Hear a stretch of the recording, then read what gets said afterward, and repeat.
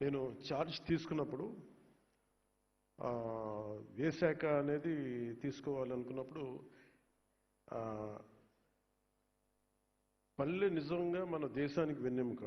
అందుకని అలాంటి పంచాయతీ రాజ్ని నేను ఒక ఆన్ పర్పస్ ఆప్ట్ చేసుకున్నాను.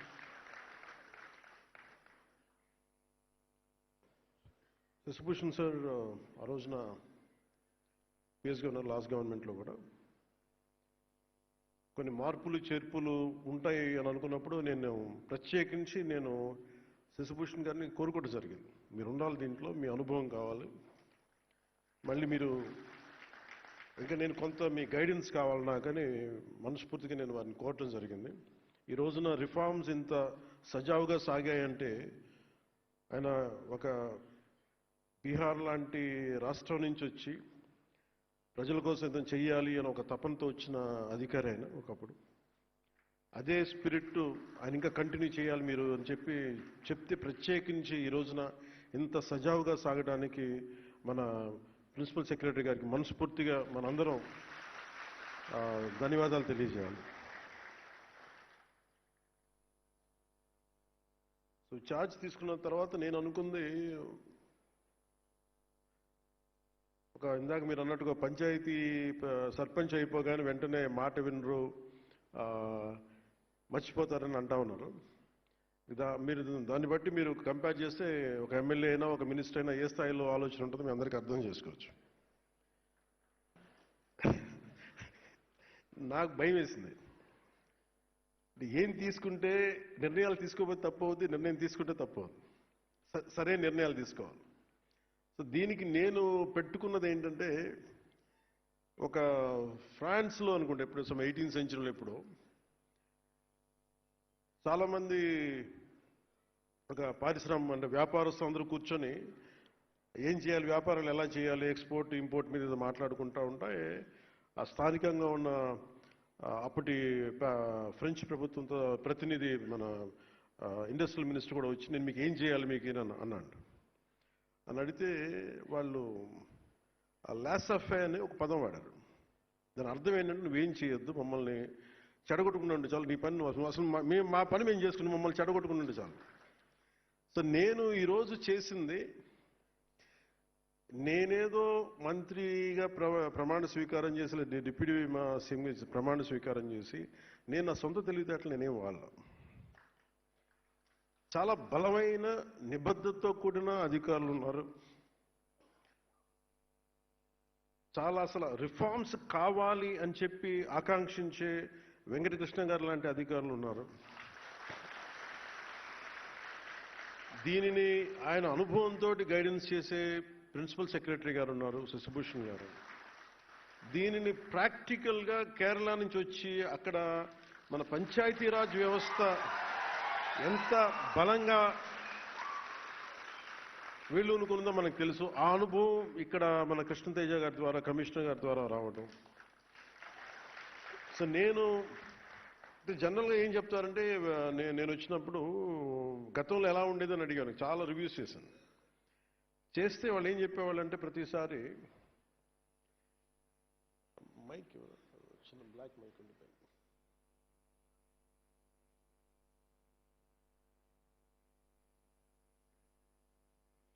నేను ఏం చేశానంటే ప్రతి దాంట్లో ట్రాన్స్పరెన్సీ లేదండి. ఒకటి రాగానే ఇందాక మీరు అడిగినట్టుగా మనకి ఈ టెంపరీగా మనం కూర్చొని అవుట్సోర్సింగ్ ఎంప్లాయీస్ నా దృష్టికి వచ్చింది, మాకు జీతాలు రావట్లేదని. సో ముందు ప్రిన్సిపల్ సెక్రటరీ గారితో మాట్లాడి ఫస్ట్ దాన్ని సార్ట్అవుట్ చేసి, అలాగే మన బాలు నాయక్ గారితో కూర్చోబెట్టి మన ఇంజనీరింగ్ సిబ్బందితో ఇట్లాంటివన్నీ చిన్న చిన్న కరెక్షన్స్ చేసుకుంటే కానీ లాట్ ఆఫ్ రివ్యూస్ చేసుకుంటే వెళ్ళాం. సో మేజర్గా అంటే మా ఉద్దేశం, దీని ముఖ్య ఉద్దేశం ఏంటి అంటే,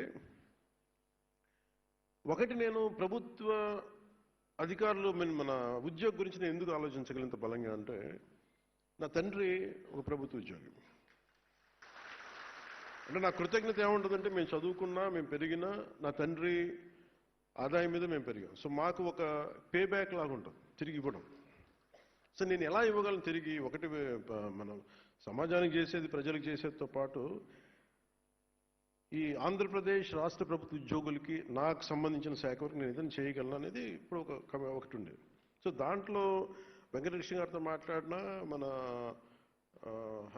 కృష్ణతేజ గారితో మాట్లాడినా చాలా సందర్భాల్లో ఏమున్నాయి మేజర్గా అంటే, చాలాసార్లు ఉద్యోగులు నా దగ్గరికి రావటం ఇవన్నీ చూసి నేను ఏం చేయగలం మనకి అంటే, చాలా రిఫార్మ్స్ బాకీ ఉండిపోయినాయి అన్న.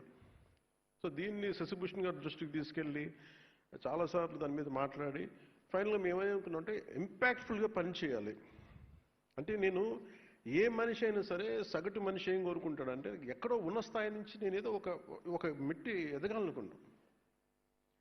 ఎక్కడేసిన గొంగలు అక్కడేలా ఎట్లా అయితే నేను ప్రారంభించానో అక్కడే 20 సంవత్సరాలు నా బిడ్డ పుట్టినప్పుడు నాకు అదే ఉండి, నా బిడ్డ పెళ్ళవుతున్నా కానీ నేను అక్కడే ఉండిపోయాను అనే మాట ఇవన్నీ మనం తరచుగా వింటూ ఉంటాం.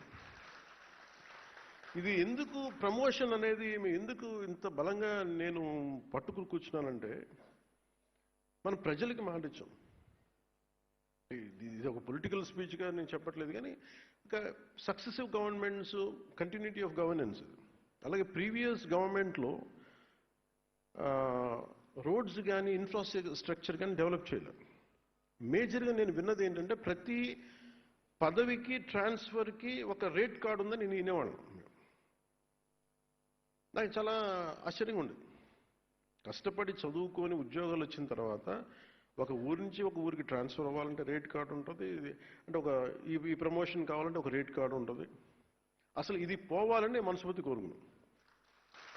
సో నేను with the guidance of Shashibhushan sir, మా ఓఎస్డి వెంకటకృష్ణ గారితో, కృష్ణతేజ గారితో కూర్చొని నాకు ఎంత ట్రాన్స్పరెంట్గా మనం ఇవ్వగలం. ₹1 పంచాయతీ ఖర్చు పెడితే రోడ్లు పడాలి. రోడ్లు వేసిన కాంట్రాక్టర్లకి అంటే వెంటనే మీరు డబ్బులు ఇవ్వకపోయినా కనీసం వాళ్ళ సకాలంలో వాళ్ళ డబ్బులు, వాళ్ళు కాంట్రాక్ట్ చేసిన పెట్టిన పెట్టుబడి డబ్బులు ఇచ్చేయాలి. అలాగే పిఆర్ ఉద్యోగులు కానీ, రూరల్ వాటర్ సప్లై కావచ్చు, మన రోడ్లు వేసే శాఖ కావచ్చు, ఎవరికైనా సరే దాదాపు మన పిఆర్లో అవుట్సోర్సింగ్ దగ్గర నుంచి రెగ్యులర్ ఎంప్లాయీస్ అందరితో కలిపి దాదాపు 1,70,000 మంది, దాదాపు అన్ని చూస్తే గ్రామీణాభివృద్ధి విభాగం ఇవి అన్ని లెక్కలు తీసుకుని దాదాపు 2 lakh ఎంప్లాయీస్ ఉంటారు మన దగ్గర అవుట్సోర్సింగ్తో కలుపుకొని. సో దీంట్లో ఎగ్జామ్స్ రాసి వచ్చి వీళ్ళందరికీ మనం పదోన్నతి ఎలా ఇవ్వాలి, ట్రాన్స్ఫర్స్ ఎలా ఇవ్వాలి అని కూర్చున్నప్పుడు పాపం దీనికి వెన్నెముకలాగా పనిచేసింది వెంకటకృష్ణ గారు. అంటే మన అదృష్టం, ఇంకా ఈ భారతదేశం ఇంకా వ్యవస్థ అంటే మనకున్న ఈ పొలిటికల్ ఇన్వాల్వ్మెంట్కి వీటికి ఇంకా వ్యవస్థలు బలంగా ఉన్నాయంటే వెంకటకృష్ణ గారు లాంటి అధికారులు ఇంకా ఉండటం వల్ల. వాళ్ళు ఏం కోరుకోరు. వాళ్ళు నేను పాపం ఆయన వచ్చినప్పటి నుంచి ఆయన తపన ఏంటంటే, సార్ రిఫార్మ్స్ రావాలండి, ఏదైనా చేయాలి, మీ టైంలో రావాలి, ఇదే చెయ్యాలి పాపం.